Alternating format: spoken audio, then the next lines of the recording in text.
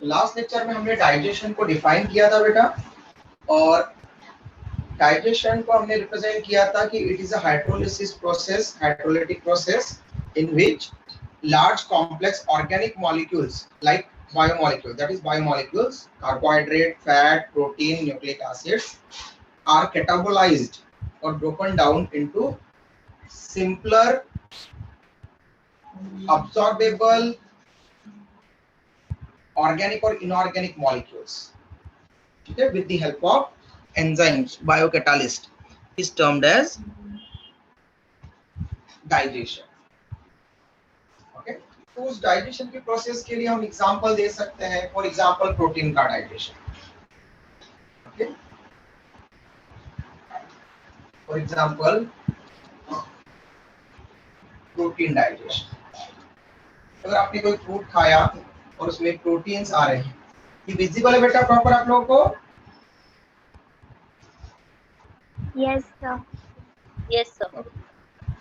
Okay, तो proteins digestion. Proteins अगर digest किए जाते हैं तो प्रोटीन्स को हम पढ़ेंगे. प्रोटीन्स लार्ज पॉलीपेप्टाइड के फॉर्म में होते हैं. उनकी प्रोटीन की जो चेन होती है उनको बोलते हैं पॉलीपेप्टाइड चेन. और पॉलीपेप्टाइड चेन में सो मेनी अमीनो एसिड्स वहां पर एक दूसरे के साथ में कनेक्टेड होते हैं. अमीनो एसिड 1 अमीनो एसिड 2 के साथ में, अमीनो एसिड 2 अमीनो एसिड 3 के साथ में. ठीक है, ऐसे मेनी अमीनो एसिड एक दूसरे के साथ में पेप्टाइड बॉन्ड के थ्रू वहां पर कनेक्टेड होते हैं. ओके, तो लार्ज चेन होती है जिनको हम पॉलीपेप्टाइड चेन बोलते हैं. प्रोटीन्स ब्रोकन डाउन होंगे. फिर यहाँ पर प्रोटीन्स को डाइजेस्ट करने वाले एंजाइम्स को हम प्रोटीएजेज के टर्म देते हैं. Protein digesting enzymes are termed as proteases. हम पढ़ेंगे उनकी example. Okay, like pepsin, trypsin, chymotrypsin, proteases. और ये फाइनली इनको अमीनो एसिड्स में तोड़ देते हैं. तो कुछ लोग इसको अमीनो एसिड भी बोलते हैं. अमीनो एसिड्स में मतलब ये सभी अलग अलग हो जाते हैं. अमीनो एसिड 1 अलग, अमीनो एसिड 2 अलग. ठीक है, ये चेन टूट जाती है, मतलब इनको अलग अलग कर दिया जाता है फाइनली. तो आप लोगों ने 9th 10th में पढ़ा होगा कि amino acids are building blocks of proteins. Okay, means proteins are composed of amino acids. Several amino acids वहां पर जुड़ते हैं और प्रोटीन बनाते हैं. ओके, थाउजेंड्स ऑफ प्रोटीन्स भी हो सकते हैं, किसी में अलग अलग नंबर वरी करता है. जैसे अगर आपने हीमोग्लोबिन का एग्जांपल लेते हैं तो उसमें 4 चेन्स होती है पॉलीपेप्टाइड की. Alpha, alpha dash, beta, beta dash. जो अल्फा अल्फा डैश चेन है वो 146 अमीनो एसिड से बनती है. While alpha chain 141 amino acid से, while beta beta dash polypeptide chain 146 amino acid से फॉर्म होती है. ओके, इस तरह से जो हीमोग्लोबिन है वो मोर देन 500 अमीनो एसिड से मिलकर बना है. तो यहाँ पर सभी अमीनो एसिड अलग हो जाएंगे. ओके, तो ये प्रोसेस को हम वहाँ पर बोलते हैं प्रोटीन डाइजेशन. कंप्लीट अपने सिंपलर मॉलिक्यूल में ब्रेक डाउन होना है. लेकिन इतनी इजी प्रोसेस नहीं है. हम देखेंगे जब डाइजेशन की पूरी प्रोसेस हम आगे पढ़ेंगे, ऑर्गन्स में डाइजेशन के बारे में पढ़ेंगे, तो हम देखेंगे कि प्रोटीन का डाइजेशन स्टमक में होता है और फॉर फर्दर फाइनल डाइजेशन के लिए वो इंटेस्टाइन में जाता है. तो प्रोटीन का डाइजेशन 2 अलग अलग जगह पर हो रहा है, तो अलग अलग पार्ट्स में होता है. उनके बारे में पढ़ेंगे, डिफरेंट एंजाइम्स के बारे में पढ़ेंगे. हमने बस यहाँ पर रिप्रेजेंटेशन किया कि प्रोटीन्स का फाइनल डाइजेशन अमीनो एसिड्स में होता है, अब्सॉर्बेबल फॉर्म अमीनो एसिड्स. ओके, ये डेफिनेशन पर बेस्ड. लेकिन क्या सभी न्यूट्रिएंट जो हम यूज करते हैं उनमें से सबका डाइजेशन होता है? तो हमने कल कहा था कि नहीं. Nutrients carbohydrate, fat, protein, nucleic acid के साथ साथ मिनरल एंड विटामिन्स भी होते हैं. और मिनरल एंड विटामिन का डाइजेशन नहीं होता। ओके, ओनली कुछ मिनरल्स ऐसे होते हैं जो सॉल्ट के फॉर्म में हो। Okay, minerals in the form of salt जो रहेंगे, for example sodium chloride. Okay, जिसे सॉल्ट खाया तो सॉल्ट डायरेक्टली अब्सॉर्ब नहीं होगा, सॉल्ट का आयनाइजेशन होगा, ये Na पॉजिटिव Cl नेगेटिव इस तरह से ब्रेक होगा। ओके, और फिर सोडियम का अब्सॉर्प्शन होगा और क्लोराइड का अब्सॉर्प्शन होगा। ओके, पूरे सॉल्ट का अब्सॉर्प्शन नहीं होगा। तो सॉल्ट पहले आयंस में ब्रेक होगा, आयनाइजेशन होगा, एंड देन आयंस का अब्सॉर्प्शन होता है। ये आपको क्लियर होना चाहिए। तो इसमें कोई डाइजेशन की प्रोसेस, यहाँ पर कोई एंजाइम नहीं लगता। ओके, ओनली हाइड्रोलाइटिक प्रोसेस है, इनका आयनाइजेशन करवा देगा और आयनाइजेशन के बाद में आयंस का अब्सॉर्प्शन हो जाता है। ठीक है, बाकी जो विटामिन्स होते हैं, विटामिन्स या विटामिन्स के प्रीकर्सर्स, प्रीकर्सर्स मतलब जैसे विटामिन ए हम हमारी बॉडी में बना सकते हैं अगर बीटा कैरोटीन हमें मिले तो प्लांट से। बीटा कैरोटीन से हम विटामिन ए रेटिनॉल बना सकते हैं। ओके, तो विटामिन के प्रीकर्सर मतलब रॉ मटेरियल, तो विटामिन के प्रीकर्सर्स और डायरेक्ट विटामिन्स अगर हमारे पास में आते तो हम उनको डायरेक्टली वाटर या फैट के हेल्प से अब्सॉर्ब कर सकते हैं।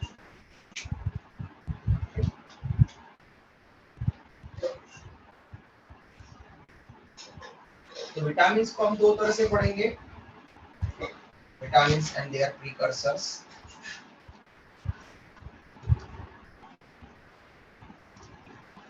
डायरेक्टली अब्सॉर्ब होंगे तो मिनरल और विटामिन्स का कोई डाइजेशन नहीं होगा। विटामिन्स और प्रीकर्सर्स को हम दो फॉर्म में पढ़ेंगे वहां पर। First one is water soluble vitamins और second one is fat soluble. Okay, तो कुछ वाटर में डिसॉल्व होकर के अब्सॉर्ब हो जाते हैं। ठीक है, vitamin B complex and vitamin C. Okay, while vitamin A,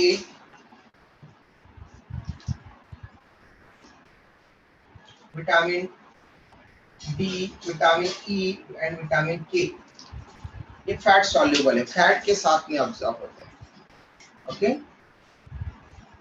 इसलिए जनरली विटामिन ए का प्रीकर्सर होता है बीटा कैरोटीन और वो येलोइश फ्रूट्स वगैरह में मिलता है, पपाया में, मैंगो में, ओके, कैरेट में। ओके, जब गाजर का हलवा बनता है तो उसमें थोड़ा सा दूध या घी डाला जाता है। ठीक है, कि अगर आपके पास में अगर बॉडी में पहले से फैट अवेलेबल नहीं है तो वो दूध या घी जो जा रहा है उसके साथ में, तो उसमें से बीटा कैरोटीन का अब्जॉर्प्शन बहुत अच्छे से हो जाए। लेकिन इसका मतलब ये नहीं कि उसमें आप ज्यादा ही फैटी सब्सटेंसेस यूज करोगे। ठीक है, तो वहां पर फैट डिपोजिशन ज्यादा हो सकता है बॉडी में। तो इस तरह से वहां पर फैट की अवेलेबिलिटी भी होना चाहिए बॉडी में। ये थोड़े से अमाउंट में फैट भी जरूरी होता है, लेकिन ज्यादा अमाउंट में जरूरी नहीं। ओबेसिटी कॉज करवा सकता है, फैट का डिपोजिशन कॉज करवा सकता है। स्क्रीनशॉट ले लो बेटा, और किसी को कुछ पूछना है तो पूछ सकते हैं यहाँ तक। डन? Yes, sir. ओके, अब डाइजेस्टिव सिस्टम, डाइजेशन के लिए हम यहाँ पर ह्यूमन डाइजेस्टिव सिस्टम पढ़ने वाले हैं। तो ह्यूमन डाइजेस्टिव सिस्टम के पहले हम लोअर एनिमल्स में और ह्यूमन बीइंग के पास में डाइजेस्टिव सिस्टम कैसे आया, फिर lower animals, higher animals. First digestive system सबसे पहले ओरिजिनेट हम बात करते हैं सिलेंट्रेट्स में। डाइजेस्टिव सिस्टम एनिमल्स में ही होगा। सिस्टम बोला है ऑर्गन का system, many organ coordinated manner में सिंगल फिजियोलॉजिकल फंक्शन परफॉर्म कर रहे हैं, ऐसा ओनली एनिमल्स में पॉसिबल हो सकता है। स्पॉन्जेस में, पोरिफर्स में क्यों नहीं? क्योंकि स्पॉन्जेस मल्टी सेलुलर तो है लेकिन वो ऑर्गन्स नहीं बना पाते। ओके, ऐसे ही सिलेंट्रेट्स में भी ऑर्गन्स नहीं बनते, लेकिन यहाँ पर सबसे पहला इन सिलेंट्रेट्स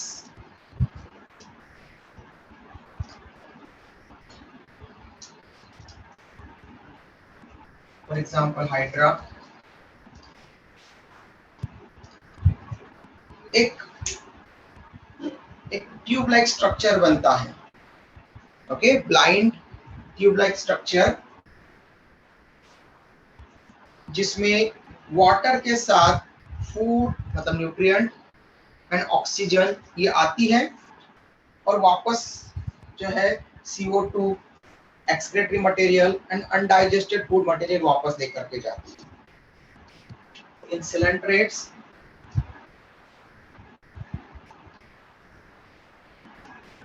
a blind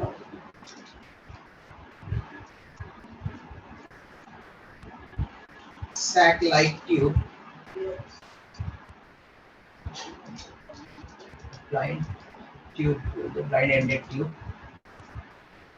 called, इसको हम बोलते हैं सिलेंटेरॉन। सिलेंटेरॉन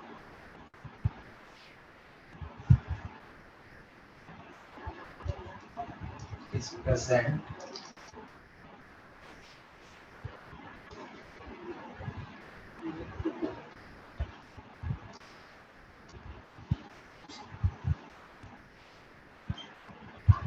which helps in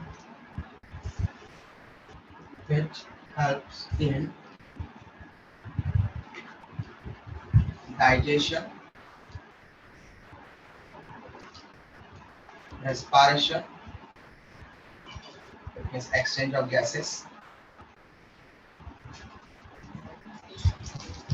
exchange of respiratory gases, exchange of respiratory gases, oxygen and CO2, and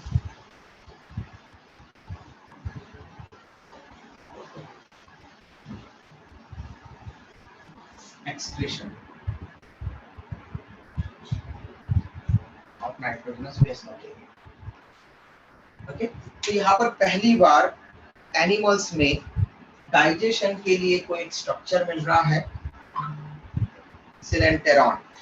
okay, तो आप नाम याद रख सकते हैं, सिलेंट्रेट से सिलेन और एंटेरॉन, सिल और एंटेरॉन। तो एंटेरॉन का मतलब होता है इंटेस्टाइन।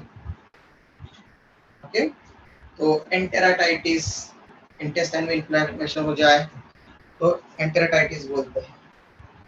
एंटेरॉन, एंटेरॉन ये टर्म इंटेस्टाइन से रिलेटेड है।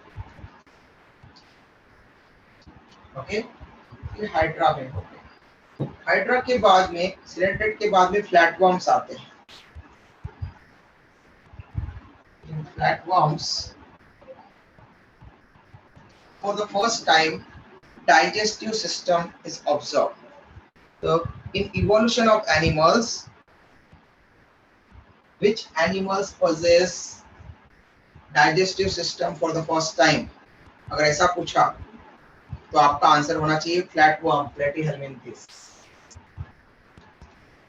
ओके, प्लेटीहेलमिन्थिस में पहली बार एनिमल्स में डाइजेस्टिव सिस्टम, जब एनिमल्स इवॉल्व हुए एक दूसरे से बनते गए, उनमें सबसे पहली बार प्लेटवर्म्स में डाइजेस्टिव सिस्टम ये टर्म हम यूज कर सकते हैं। फिर लेटर स्टार्ट हो जाएगा। ये प्लेटवर्म्स और platyhelminthes digestive system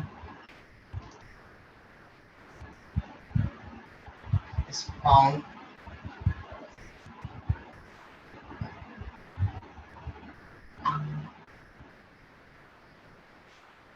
which is incomplete। पहली बार बना प्रिमिटिव टाइप का है और incomplete digestive system. Okay, incomplete है। अब इनकम्प्लीट का मतलब क्या? तो इनकम्प्लीट और कंप्लीट दोनों में डिफरेंस आपको पता होना चाहिए।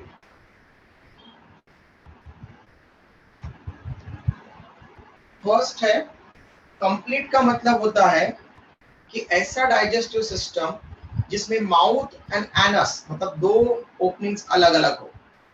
एक को हम बोल सके माउथ और दूसरे को एनस, मतलब फूड एंटर करवाने के लिए, इंटेक ऑफ फूड के लिए जो ओपनिंग है, अपर्चर है, वो अलग, और डिफिकेशन के लिए मतलब फीकल मटेरियल को रिलीज करने के लिए, अनडाइजेस्टेड फूड मटेरियल को रिलीज करने के लिए अनदर ओपनिंग होना चाहिए, सेकंड ओपनिंग होना चाहिए, जिसको हम एनस कहते हैं।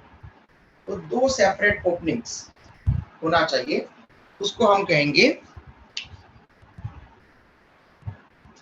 एक सेकंड, दो लोग एंटर हुए हैं।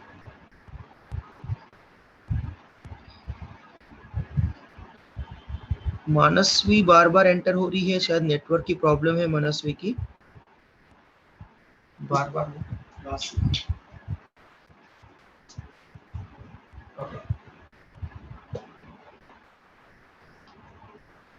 तो इनकम्प्लीट का मतलब क्या हुआ? फिर इनकम्प्लीट का मतलब है कि यहाँ पर दो सेपरेट ओपनिंग्स नहीं होगी, सिंगल ओपनिंग ही रिप्रेजेंट करेगी। वहां पर फूड इंटेक के लिए भी होगी और डिफिकेशन के लिए भी होगी। Food undigested food material, faecal material को बॉडी से रिलीज आउट करने के लिए होगी। ओके, तो इस तरह से सिंगल ओपनिंग होगी, which is incomplete, that is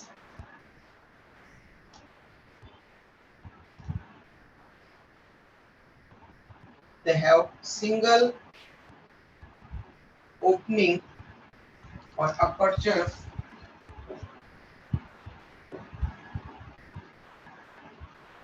for intake of food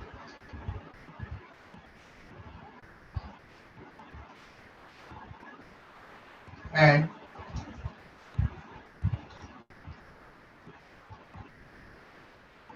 digestion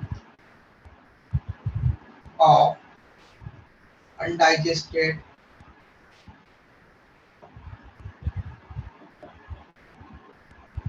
material of food.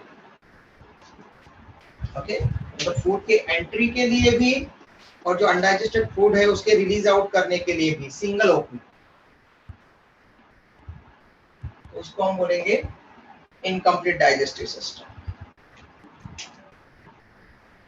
फिर पहली बार कंप्लीट डाइजेस्टिव सिस्टम किसमें आया? तो एस्केल-हेलमिंथिस में। Okay,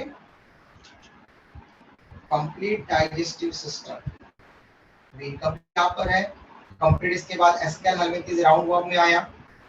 complete digestive system, it means that digestive system which possess two separate openings.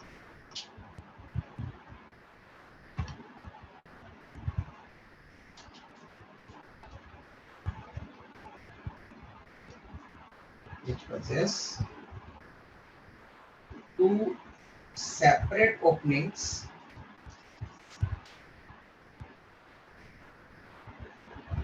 okay, one for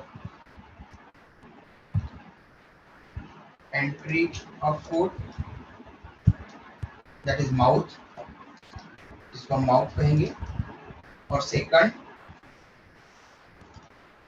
other one is for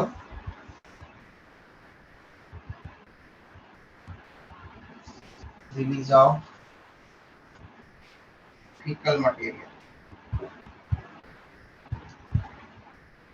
undigested organs। ठीक है, तो जिसमें फूड एंटर करेगा उसको हम बोलते हैं माउथ, और जिससे फीकल मटेरियल रिलीज करेगा उसको हम बोलेंगे anus. It means mouth and anus दो अलग अलग ओपनिंग के फॉर्म में प्रेजेंट है, तो वो हो जाएगा कंप्लीट डाइजेस्टिव सिस्टम। ओके, और कंप्लीट डाइजेस्टिव सिस्टम के कौन से एग्जांपल है, कहां से कहां स्टार्ट होगा? हेलमिंथिस से स्टार्ट होता है, For the first time in evolution, Ascalhelminthes, roundworm, possess complete digestive system. Roundworms. Okay, पहले राउंडवर्म्स पे आएगा, अब राउंडवर्म्स के बाद में सभी में आएगा, क्योंकि जो अच्छा कैरेक्टर है वो रिटेन कर लिया जाता है, ओके, और जो कैरेक्टर काम का नहीं होता उसको वहां पर सप्रेस कर दिया जाता है, ठीक है। जैसे हमको सेलुलोज का डाइजेशन, अभी हम वहां पर हम सेलुलोज का डाइजेशन नहीं कर सकते, तो वो डाइजेशन हमारे इसमें उससे रिलेटेड स्ट्रक्चर हमारे इसमें वेस्टिजियल हो गया है, अभी डिस्कस करते हैं। Ascalhelminthes, राउंडवर्म्स के बाद में आते हैं next annelids, for example earthworm, फिर आर्थ्रोपोड्स और उनके एग्जांपल इंसेक्ट्स, देन मोलस्का के बाद में देन इकाइनोडर्मेट्स के बाद में हेमिकॉर्डेट्स के बाद में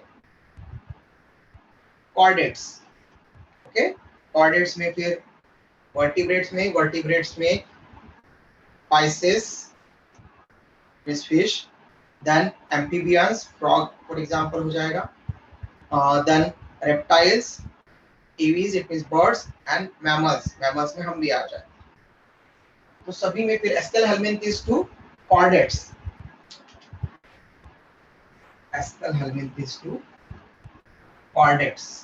सभी में कैसा है फिर कंप्लीट डाइजेस्टिव सिस्टम। स्क्रीनशॉट ले लो बेटा, किसी को डाउट है तो पूछ सकते हैं।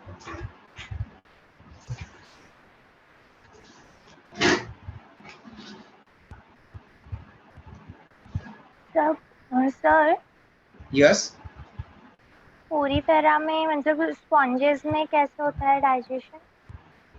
बेटा वो स्पॉन्जेस एक्वेटिक होते हैं, हमेशा ऑलवेज एक्वेटिक होते हैं, पानी के साथ में उनकी बॉडी में आएंगे तो सही, लेकिन उनकी बॉडी में केवल ओपनिंग्स होते हैं, बस केवल ऑस्टिया मिनी छोटे छोटे स्मॉल पोर्स होते हैं जिससे वाटर आता है, ओके, और वाटर के साथ में फूड, ऑक्सीजन, ये सारे मटेरियल भी आते हैं उनके पास, और उनमें कोई ऐसी कैनाल वगैरह नहीं है जैसे कि सिलेंट्रेट्स में सिलेंटेरॉन है।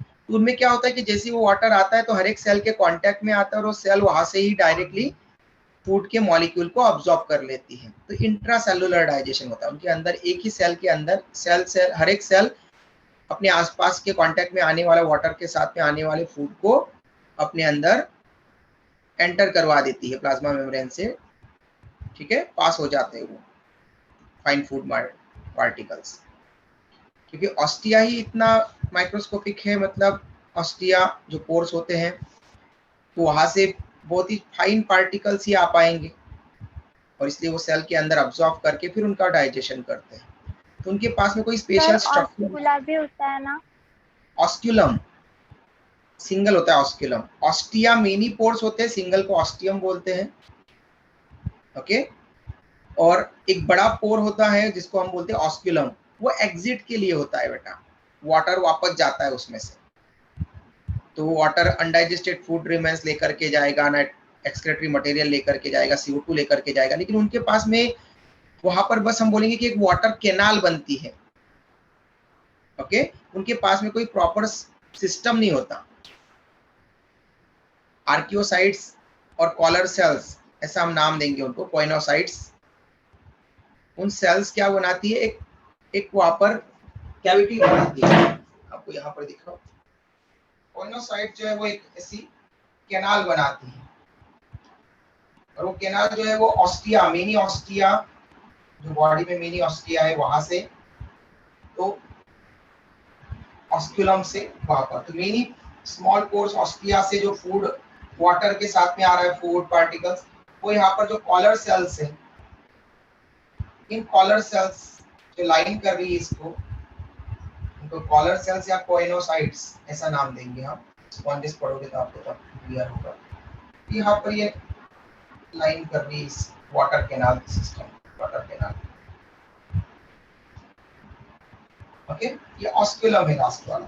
वाटर जब इसमें से पास हो रहा है तो ये सेल्स फूड मटेरियल्स को और ऑक्सीजन को ले लेती है, ठीक है, और यहाँ से फिर वापस जाते हुए पानी में यहाँ से अनडाइजेस्टेड रिमेन्स को, CO2 को, ठीक है, एक्सक्रीटरी मटेरियल्स को यहाँ पर पास कर देती है और ऑस्क्यूलम से वो पास हो जाता है बॉडी के बाहर। तो एक स्पॉन्ज के अंदर ऐसा वाटर कैनाल सिस्टम होता है, ठीक है बेटा? Yes sir. और किसी को कोई डाउट है?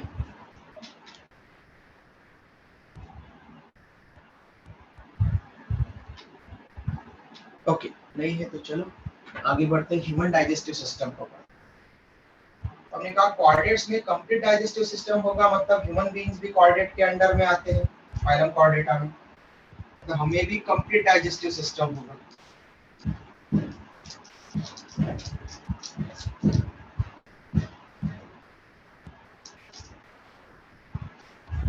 स्पेशल स्ट्रक्चर डाइजेशन के लिए पहली बार हाइड्रा में सिलेंटेरॉन आया, फिर उसके बाद में प्लेटफॉर्म्स में इनकम्प्लीट डाइजेस्टिव सिस्टम बना, और complete digestive system round warm से फिर आगे सभी में बना। इवन हम में भी कंप्लीट डाइजेस्टिव सिस्टम मिलता है, ह्यूमन डाइजेस्टिव सिस्टम। ओके, हमें कंप्लीट डाइजेस्टिव सिस्टम मिलेगा, complete digestive system human being का रहेगा। It means mouth and anus दो सेपरेट ओपनिंग्स होगी, ट्यूब लाइक रहेगा हमारा सिस्टम, डाइजेस्टिव सिस्टम, उसके साथ में मेनी ऑर्गन एसोसिएटेड होंगे। Tube like having mouth, tube like system which starts from mouth, which starts from mouth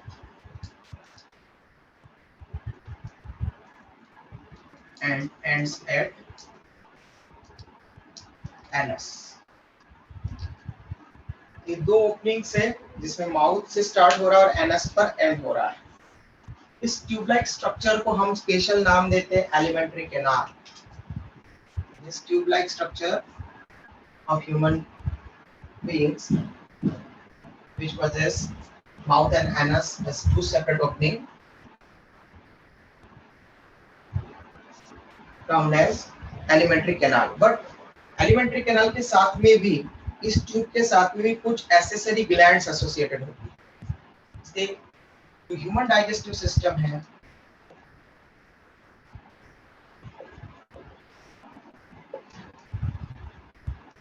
इसमें दो पार्ट, फर्स्ट वन इज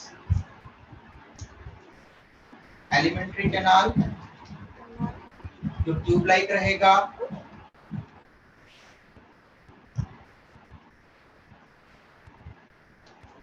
और second digestive glands.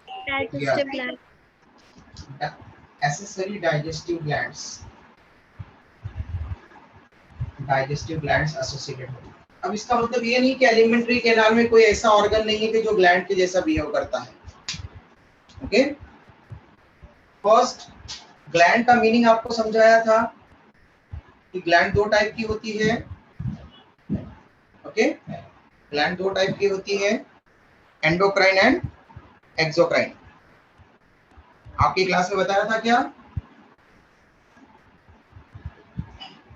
No sir. Okay ठीक है, फिर जो नई फाउंडेशन की बैच है उसमें भी डाइजेस्टिव सिस्टम स्टार्ट किया है, तो उसमें डाइजेस्टिव ग्लैंड्स एक्सप्लेन करते समय क्या होगा आपके क्लास में मैं अभी बता दूंगा।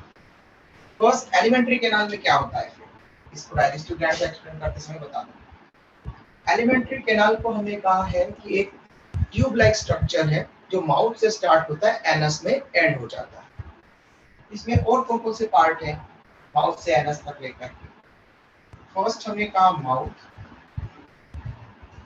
माउथ के बाद में हम पढ़ेंगे mouth leads to buccal cavity और oral cavity. Buccal cavity terminates into pharynx pharynx opens into larynx and finally esophagus. So actually pharynx opens into esophagus through larynx. Stomach. Okay, and esophagus को food pipe भी बोलते हैं, food pipe, क्योंकि इसमें only food जाता है, food and water. Okay, esophagus में only food and water जाता है, इसलिए food pipe. esophagus terminates into stomach. Then small intestine. Yes, and then stomach opens into intestine.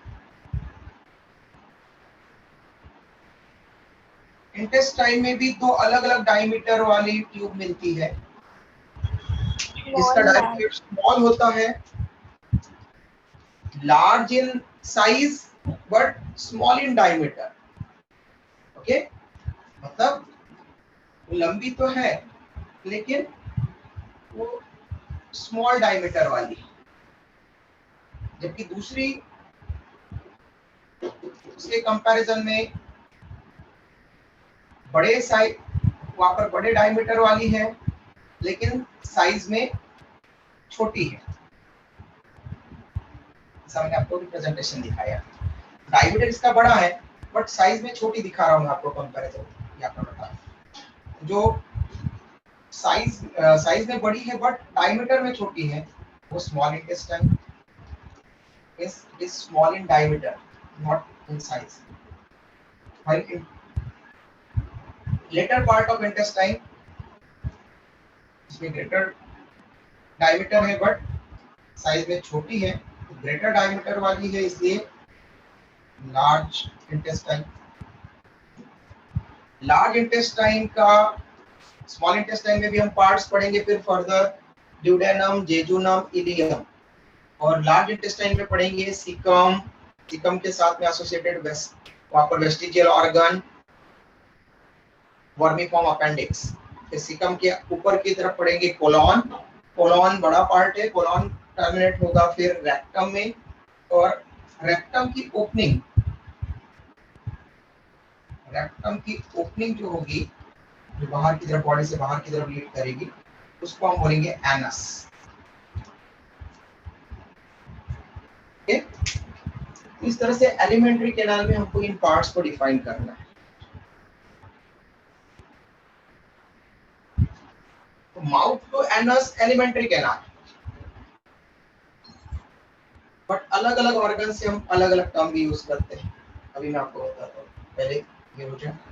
Then next है digestive glands. तो glands क्या होती है वो आगे बताऊंगा. ग्लैंड्स मतलब कुछ सिक्रीशन करने वाले. तो डाइजेस्टिव ग्लैंड्स की एग्जांपल हम यहाँ पर देखेंगे. सलाइवरी ग्लैंड्स, सलाइवा सिक्रेट करने वाली. Pancreatic gland, pancreas, pancreas hormone भी रिलीज करेगी और डाइजेस्टिव जूस, पेनक्रियाटिक जूस भी रिलीज करेगी. ऐसे ही स्टमक भी ग्लैंड का फॉर्म हो सकता है. स्टमक में भी गैस्ट्रिक जूस स्टमक रिलीज करता है, लेकिन उसके बाहर एलिमेंट्री कैनाल के बाहर फिर सलाइवरी ग्लैंड, पेनक्रियाज के बाद में लीवर. इतने पार्ट को हमको ह्यूमन डाइजेस्टिव सिस्टम में एक्सप्लेन करना है. स्क्रीनशॉट ले लो, फिर मैं आपको वहां पर ग्लैंड्स के बारे में शॉर्ट में बता देता हूँ. यस बेटा. कार्डिया कहाँ पे प्रेजेंट होता है? कार्डियक पार्ट होता है बेटा स्टमक का. हम स्टमक पढ़ेंगे तो स्टमक में cardiac, fundus, okay, body and pylorus, ये 4 पार्ट्स पढ़ेंगे स्टमक पढ़ते समय.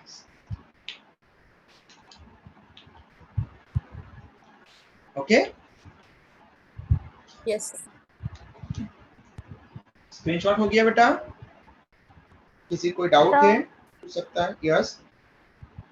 टोटल कितनी सलाइवरी ग्लैंड्स होती है?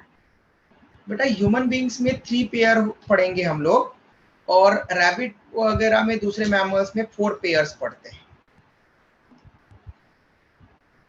पेयर होती है हमारे पास, 3 होती है पेयर्ड, मतलब टोटल 6 हो गई, बट वो पेयर में है इसलिए उनको 3 पेयर्ड बोलते हैं. पैराटिड सलाइवरी ग्लैंड, सबलिंगुअल और सबलिंगुअल सलाइवरी ग्लैंड एंड सब मैंडिबुलर और सब मैक्सिलरी ग्लैंड्स। ओके, उनको भी हम रिप्रेजेंट करेंगे कहाँ सिचुएटेड होती है और क्या क्या कहाँ पर ओपन होती है। और किसी कोई डाउट है तो पूछ सकता है बेटा, स्क्रीनशॉट ले लो जल्दी से। Sir done. Good. Sir yes बेटा। डाइजेस्टिव ग्लैंड में तो गॉल ब्लैडर भी आएगा ना? गॉल ब्लैडर ग्लैंड नहीं बेटा, वो स्टोरेज करता है बस ओनली बाइल का। ग्लैंड का मतलब होता है कुछ सीक्रेट करने वाला, वो केवल रिलीज करता है, मतलब उसका खुद का सिक्रेशन नहीं। सिक्रेशन और रिलीज करना, इन दोनों में छोटा सा डिफरेंस है। ओके, अगर आप डिक्शनरी पढ़ोगे तो आपको सिनोनिम मिलेगा कि सिक्रेशन मतलब रिलीज, लेकिन सिक्रेशन मतलब खुद होकर के बनाना, पहले उसको फॉर्म करना देन रिलीज करना। ओके, ओनली रिलीज करना ये ग्लैंड का काम नहीं है, पहले फॉर्म करना देन रिलीज करना, ये ग्लैंड का फंक्शन होता है। ओके, तो वो किसी चीज को बनाए। गॉल ब्लैडर क्या करता है, जो लीवर जो बाइल जूस बनाता है वो अगर ज्यादा बना लिया, ओके, तो वो उसको एक्सेस वाले को स्टोर कर लेता है। जैसे आप डेली जो है वो 100 मिलीग्राम फैट खाते हैं, तो आपके लीवर को पता है कि आप जब लंच करोगे तो 100 मिलीग्राम फैट आने वाला है, तो आप जैसी च्यूइंग करोगे, रोज का सिग्नल है कि आप लगभग इतना फैट खाते हो, तो उसको डाइजेस्ट करने के लिए इतना बाइल लगेगा। Okay, for example 100 milligram fat के लिए मैं एग्जांपल दे रहा हूँ, बस कंसीडर करना है। तो कंसीडर करना है कि 100 मिलीग्राम फैट अगर आप खाते हो समझ लो, तो आपको जो है वो 100 ml बाइल लगता है, समझ लो, कंसीडर करना है बस। ओके, 100 ml लगता है। फिर आपने क्या किया, अचानक से आज आप थोड़े हेल्थ कॉन्शियस हो गए, ठीक है, डाइट पर हो गए या हेल्थ कॉन्शियस हो गए, आपने जो है वो नहीं मैं आज फैट की चीजें कम खाऊंगा या कम खाऊंगी, ऐसा किया, और आपने आज ओनली 50 मिलीग्राम फैट खाया है। ओके, मतलब जस्ट हाफ। लेकिन आपके इसको तो पता है लीवर को कि रोज ये लगभग क्या खाता है, तो कितना उसको बाइल जूस बनाने की कोशिश करना चाहिए जैसे डाइजेशन का शुरू हो गया तब। ओके, तो स्टमक से जैसे ही वो फूड आने वाला होगा उसके पहले ही बाइल जूस अपना बाइल बना करके रख लेगा, ताकि इंटेस्टाइन में, स्टमक से जैसे ही फूड इंटेस्टाइन में आए तो बाइल जूस अपना काम करना शुरू कर दे वहां पर। तो बाइल जूस वहां पर 100 के आसपास बन जाएगा, और बाद में पता चलेगा कि अरे 50 ही आया है इंटेस्टाइन में। इंटेस्टाइन सिग्नल पहुंचाएगा कि इतना ही फैट आया है, कम आया है आज, तो बन तो गया है। अब वो लीवर में स्टोर नहीं कर सकता, लीवर बाइल जूस को स्टोर नहीं करता, बना सकता है और रिलीज कर देता है। तो जो बचा हुआ बाइल जूस है, अब उसको क्या फेंक दे, अगर वो बहुत ज्यादा होता तो ब्लड में भी जाता अब्जॉर्ब होकर के और यूरिन के थ्रू जो है वो रिलीज आउट हो जाता। लेकिन अगर वहां पर एक स्टोरेज बताया गया कि आज अगर आपने हेल्थ कॉन्शियस हो गए सुबह दोपहर को, लेकिन शाम को बोले अरे कुछ मजा नहीं आया खाने में, और फिर आपने जो है वो अच्छा मलाई वगैरह लगा करके, मतलब बटर वटर लगा करके जो है वो 100 मिलीग्राम खाते थे, 150 मिलीग्राम खा लिया इवनिंग में डिनर में, ठीक है, तो वो एक्स्ट्रा वाला 50 कहाँ से आएगा? तो वो जो एक्स्ट्रा आज जो बचा हुआ 50 था, मतलब जो 50 ml एक्सेस में जो बाइल जूस जो एक्सेस में था लंच के टाइम पर, वो उस बाइल को गॉल ब्लैडर के पास में स्टोर होने के लिए भेज दिया। अब वो गॉल ब्लैडर में स्टोर्ड है एक्सेस वाला, तो ऐसा एक्सेस में जब आप फैट खाओगे तो लीवर तो नॉर्मल, पहले तो नॉर्मल बना रहा है, फिर एक्सेस वाला चाहिए तो फिर यहाँ से यूटिलाइज कर लेते हैं। तो ये जो स्टोर किया हुआ है बाइल जूस को स्टोर ये कर सकता है, लेकिन सीक्रेट फॉर्म कौन कर सकता है? लीवर। ये केवल स्टोरेज ऑर्गन है, ग्लैंड नहीं है। ओके, ग्लैंड उसको बोलते हैं जो किसी मटेरियल का फॉर्मेशन भी करे, खुद होकर के सिंथेसाइज करे और सिंथेसिस के बाद में रिलीज करे, उसको ग्लैंड बोलते हैं। तो लीवर बाइल जूस का सिक्रेशन करता है, बाइल जूस को रिलीज करता है, लेकिन अगर एक्सेस में हो गया बाइल जूस तो गॉल ब्लैडर उसको स्टोर करता है, फिर बाद में रिलीज करता है। तो सिक्रेशन नहीं किया गॉल ब्लैडर ने, इसलिए गॉल ब्लैडर ग्लैंड नहीं है। इज दैट क्लियर बेटा? Yes sir. तो ग्लैंड के बारे में आपको मैं शॉर्ट में बता देता हूँ, फिर कल हम एलिमेंट्री कैनाल से रिलेटेड टर्म्स स्टार्ट करेंगे, ह्यूमन बीइंग्स में एलिमेंट्री कैनाल के पार्ट्स। डायग्राम के साथ। अभी ग्लैंड्स के बारे में शॉर्ट में बता देता हूँ। ग्लैंड्स का मतलब होता है सिक्रेटरी सेल्स और टिश्यूज। सिक्रेटरी सेल्स और टिश्यूज, ओके। शॉर्ट में इसको ऐसा डिफाइन करते हैं। आपको कंप्लीट डेफिनेशन आपको ऐसा लिखना है कि ग्लैंड्स आर दोज सेल्स और tissues who synthesize their own material and release them into same organ, tissue or other target organ। ठीक है, तो ग्लैंड्स ऐसे सेल्स या टिश्यू होते हैं जो खुद होकर के मटेरियल को सिंथेसाइज करेंगे, ओके, दूसरे का मटेरियल नहीं रखेंगे, खुद सिंथेसाइज करेंगे मटेरियल, और वो मटेरियल जो है वो उसी टिश्यू को जाएगा, तो लोकल अगर वहां पर होगा वही के वही, या उसी ऑर्गन को जाएगा या दूसरे ऑर्गन को पहुंचाया जाएगा। ठीक है, दो तरह के वहां पर होते हैं, हम बोलेंगे वहां पर। फिर इसमें भी ग्लैंड्स दो तरह की होती है, एक्सोक्राइन एंड एंडोक्राइन ग्लैंड्स। तो सिक्रेटरी ग्लैंड्स होती है वहां पर ग्लैंड्स, तो ये दो टाइप की होती है। One is exocrine glands and other endocrine glands. Exo मतलब आउटर, मतलब ये हमेशा अपना मटेरियल बाहर रिलीज करेगी, दूसरे के लिए रिलीज करेगी, ओके। और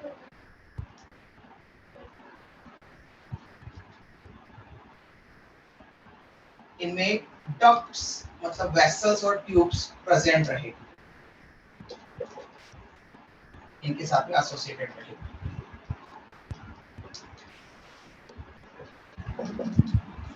ओके, तो इनके साथ में हमेशा डक्ट प्रेजेंट रहेगी, इनके साथ में जुड़ी रहेगी, एसोसिएटेड रहेगी, ओके। वही एंडोक्राइन ग्लैंड्स जो सिक्रीशन करेगी वो हमेशा जो है इनके साथ में डक्ट्स या ग्लैंड्स, डक्ट्स या वेसल या ट्यूब कोई भी एसोसिएटेड नहीं रहेगी। ये डक्टलेस ग्लैंड होती है, ऐसा बोल, डक्ट वेसल या ट्यूब इनके साथ में जुड़ी नहीं रहेगी। ये डक्ट के थ्रू टारगेट ऑर्गन के पास में अपना वहां पर सिक्रीशन ले जाएगी। इनके सिक्रीशन को जनरली हम secretion is termed as juice, और उसमें से मेनली मोस्टली डाइजेस्टिव जूस वहां पर, फॉर एग्जांपल डाइजेस्टिव जूसेस, और इनके इसमें जूस और सिक्रीशन में, जूस में क्या होगा, एंजाइम्स, मिनरल्स, ओके, ये उसमें प्रेजेंट रहेंगे इनके सिक्रीशन में। तो मोस्टली वहां पर डाइजेस्टिव जूस जैसे pancreatic juice, saliva, bile juice, ये सभी एक्सोक्राइन सिक्रीशन हो गए। वही एंडोक्राइन के सिक्रीशन को हम बोलते हैं हार्मोन्स सिक्रीशन। इनके नॉन न्यूट्रिएंट होते हैं, केमिकल मैसेंजर्स होते हैं, और उन केमिकल मैसेंजर्स को हम बोलते हैं हार्मोन्स, ओके। और ये हार्मोन्स हमेशा ब्लड में पोर करते हैं। डक्टलेस है तो डक्ट नहीं है, तो always pour their secretion into blood, pour their secretions into blood। Blood में पोर करेंगे हमेशा, क्योंकि इनके पास में वेसल नहीं है किसी भी स्ट्रक्चर तक ले जाने की। अब जैसे सलाइवा, पैरोटिड सलाइवरी ग्लैंड हम बोलेंगे बिलो द ईयर पिन्ना, कान के नीचे है, यहाँ पर गालों में, चिक रीजन में, गालों के पास, यहाँ पर है अंदर की तरफ से। लेकिन वो यहाँ से सलाइवा यहाँ पर थोड़ी सीक्रेट हो रहा है, यहाँ से सिक्रीशन होकर के वो रिलीज करके डक्ट्स लेकर के आती है, वार्टन डक्ट्स, और वो ओरल कैविटी में सलाइवा को रिलीज करती है, तो वहां पर डक्ट्स है यहाँ से यहाँ तक ले जाने के। लेकिन जो भी एंडोक्राइन ग्लैंड्स है, ओके, तो जैसे एड्रेनलिन ग्लैंड किडनी के ऊपर, तो एड्रेनलिन हार्मोन रिलीज करेगी तो वो सीधा ब्लड में पोर करेगी, ब्लड से फिर वो हार्ट के पास में आएगा, हार्ट रेट को बढ़ाएगा, ब्लड प्रेशर को इंक्रीज करवाएगा, इस तरह के फंक्शन करवाएगा। तो सीधा ब्लड में कवर किया गया। ओके, तो ब्लड की हेल्प से सभी सेल्स के पास पहुंच जाते हैं। इस तरह से एक्सोक्राइन एंड एंडोक्राइन यहाँ पर ये होते हैं। एग्जाम्पल आप लिख सकते हैं, सलाइवरी ग्लैंड्स, लीवर, ये प्योरली एक्सोक्राइन है। एंडोक्राइन की एग्जाम्पल लिख सकते हैं आप, adrenaline gland, pituitary gland, okay, thyroid gland, thymus gland, many glands हम रिप्रेजेंट करेंगे। एक है पेनक्रियाज। पेनक्रियाज दोनों तरह के बिहेव करता है, उसमें कुछ पार्ट एंडोक्राइन नेचर का होता है, कुछ पार्ट एक्सोक्राइन। इसलिए हम पेनक्रियाज जब पढ़ेंगे डाइजेस्टिव ग्लैंड्स में अभी, तब हम उसको रिप्रेजेंट करेंगे। पेनक्रियाटिक ग्लैंड मिक्स ग्लैंड है, ओके। उसका 99% पार्ट एक्सोक्राइन नेचर का होता है, डाइजेस्टिव जूस बनाता है, लेकिन 1% पार्ट हार्मोन्स बनाता है, इंसुलिन, ग्लूकेगॉन, इस तरह के हार्मोन्स बनाता है। ओके, स्क्रीनशॉट ले लो बेटा। कोई डाउट है इससे रिलेटेड यहाँ पर पूछ सकते हैं। कल हम एलिमेंट्री कैनाल स्टार्ट करेंगे।